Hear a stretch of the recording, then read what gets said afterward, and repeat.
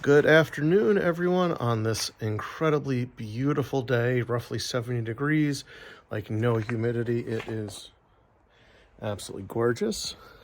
The tree that fell down on me over the winter, I've made a good work on. I need to get a chainsaw for the rest of that, but it'll be some fun bonfires later in this year. I thought I'd take a minute and give everyone a little bit of an update on my projects. This is the first really nice day. And it's the first really nice day I have off. So what I have going on here as I wait for my batteries to recharge, because I killed my 2 charged batteries and forgot to realize that I didn't have the other 3 charged. Excellent timing. So I'm working on over here, I've got disassembled this Hollands number 25 vise. Now this has some sort of this was definitely done after the vise was made, this green-blue paint. But this is my wire wheels, even my bench wire wheel, they're not having a good time taking this off. I don't know if it's powder coating. I don't know if it's just some kind of weird chemical reaction. But it's taken a lot more effort than normal to get that paint off.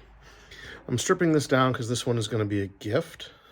I've reorganized some of the shelves, made things a lot more better for me. Still have a lot of work to do on that. But then here, this is cool. So this is my Athol 614. This is the one I use every single day that I'm working in the garage, along with my 5.25 inch blacksmith post vise here. And these are great, but I'm going to be replacing this 614 with its big monster of a brother here. This is an Athol 616. This is a late model before they changed the name, so it's still labeled Athol.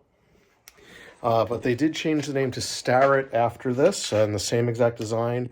And then after that, they changed this design to the Starrett 920s. But as I showed you guys a few months ago, I also have this Athol 616. So you can see the lettering is much smaller here. Now these are monsters. This one weighing in about 145 pounds. This one's a little lighter at about 135 pounds. These are not fun to lift, guys. Not for someone who doesn't exercise as much as I really need to and really should, because that's my own personal issues.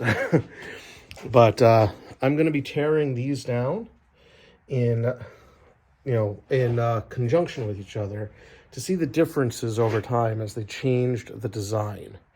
The reason I'm going to be doing this 616, let me look at these jaws. Look how clean those are. This is going to become my main user because it's got the flat belt here, no lip. So you see here, this has a 90-degree lip. And this one, I don't know if this is going to catch on camera well, but you can see that has a wedge at about 45 degrees when you had to cut a wedge in your workbench for these to fit. And that changed in the 30s. Then somewhere in the 30s, they changed to the 90-degree lip.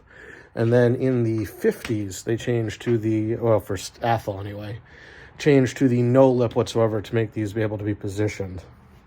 So let me just slide this over without hopefully beating up myself on my foot here. But just take a look at the comparison between the 4-inch and the 6-inch. Look at the size difference on these guys. So this guy here doesn't quite weigh 50 pounds, somewhere in the 40s versus like 135 for the 2-inch difference. There's a 615 over there. That's the model in between. There was also a 614.5 and even rarer, a 615.5. When you got to the 616, it went 616, 617, 618 for the biggest ones they ever made. These are monster vices, guys. I don't see myself ever needing a bigger one than this. I'm still going to collect, and I still do want to get the 7-inch and 8-inch at some point, but I don't think I'm ever going to need anything bigger than this. So this is really cool. Then down here on the floor, this is another fun project I picked up. This one I'm going to be restoring and selling. This is a 6-inch Rock Island. number 577. And that guy with the swivel base weighs something like 165 pounds. I think that's going to be the heaviest vise I've ever restored so far. So I've not gotten any 7 inches yet. I've not gotten any 8 inches. 6 inches are the largest I have, and I now have a couple of them. You know, the older 616 I'm going to restore, and it's going to go in my collection. I've reorganized the Athols, as you guys saw. There's the 615. And then I've got these shelves that I've started redoing here. I've got a couple of reeds, a 104. It's missing. The lobe here broke off. This is a really clean 104. Another really nice 104. I've got a much beat up 104. Trenton Coachmaker's vise. This is early.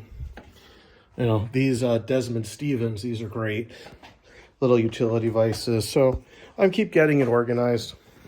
You know where my biggest space is going to be? See this? Actually, it's not showing up real well. Come on. This is an old Sears Craftsman wood-burning stove.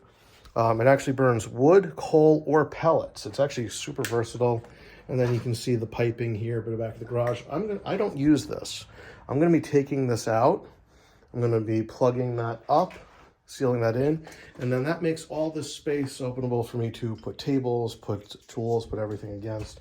It'll be a lot better overall that way. But yeah, that's just a little update on my projects. So as the days are really nice, I'm going to finish this Hollands as a gift. I need to finish this no later than a month from now, because I need to give it as a gift in late April. Then I'm going to be working on the 616s, both of them. And that's the next project, to change out the 614. By the way, I want to call out on this. My buddy Neil near Philadelphia helped find this for me, and then he made me this brand new handle for this vise. It's a little longer than the traditional one, but it is also done in the Starrett style with that beveled edge taper to go into the meatball here. He is an expert machinist, and you should all check him out if you ever have the opportunity. He actually makes some incredible pieces. I just can't say enough about him. Great job. Everyone have a great day, and I hope to see you all safe soon.